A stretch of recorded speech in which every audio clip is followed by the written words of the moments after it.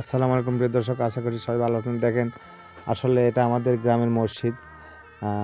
দেখেন, টিন দিয়ে আর কি জানালা দিয়ে রাখা হয়েছে। মানে জাস্ট অনেক কষ্টে আমাদের হতদরিদ্র গ্রামের এই মসজিদটা প্রায় 5-7 বছর ধরে এখানে এরকমভাবে আর কি কাজ পড়ে আছে। খুব টুকটাকভাবে কাজ চলতেছে, 2-4-5 হাজার যে যাটুকু কাজ চলতেছে এইটুকু।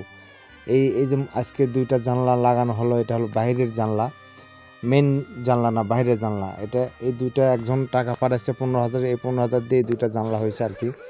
এখনও আর কি বড় 4টি জানলা আছে, তারপরে আবার দরজা আছে।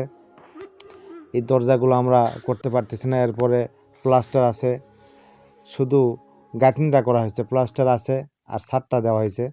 আর সব কিছু কাজ আমরা আর এগোতে পারতেছি না, আমরা অক্ষম। তাই আপনাদের কাছে করজোরে অনুরোধ, আপনারা যারা দেশ ও দেশের বাইরে আছেন তারা অবশ্যই মসজিদে দান করবেন, স্ক্রিনে দেওয়া নাম্বারে, এবং জিজ্ঞেস করবেন ঠিকানা কোথায়, এবং কল দিয়ে শিওর হয়ে নেবেন টাকা পাঠানোর আগে অবশ্যই।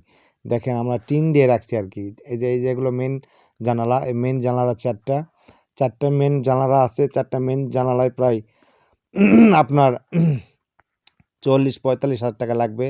তারপর একটা দরজা আছে, দরজা প্রায় 60-65 হাজারের মতো লাগবে।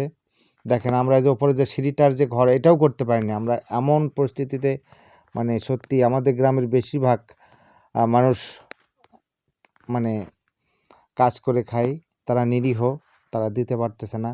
অনেক চাপ দেওয়ার পরেও তারা দিতে পারতেছে না। দেখেন, এই যে মেঝেটাও এরকম আছে। এরপরে এই যে সব কাজই আর কি বলবো, A to Z কাজ পড়ে আছে এখনও।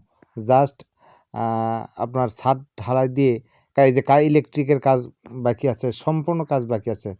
তো আমি প্রবাসীদের ভাইদের অনুরোধ করব, তারা অবশ্যই যেন দান করেন ইনশাল্লাহ।